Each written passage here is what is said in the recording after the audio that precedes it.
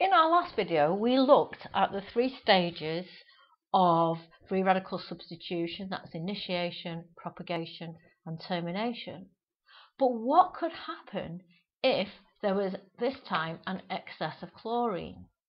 If there's an excess of chlorine and we've got lots and lots of chlorine radicals around, well, in the termination stage, remember that one of the products that was formed was a chlorine possibly colliding with a methyl group to produce chloromethane.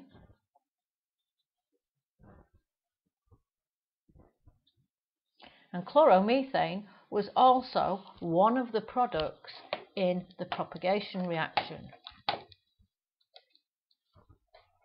So, if there's an excess of chlorine radicals, then what could potentially happen is the chloromethane could get in the way of the chlorine radicals, and the chlorine radical could potentially collide with this chlorine here, in which case you still end up with chloromethane, there's no change.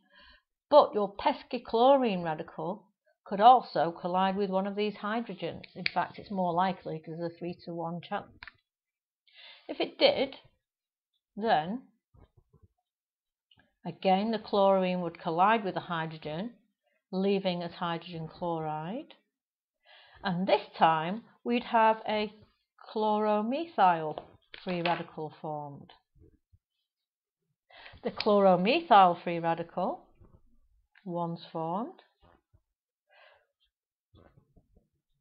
could then, yes, you've guessed it, collide with even more chlorine molecules if they are in excess. So again, it's another propagation stage. So the radical could collide with the chlorine, in which case you're now going to end up with dichloromethane and yet another chlorine-free radical going off to attack again, all the way back. Now, if there's lots and lots and lots of chlorine radicals, what stops the chlorine radical reacting with a dichloromethane?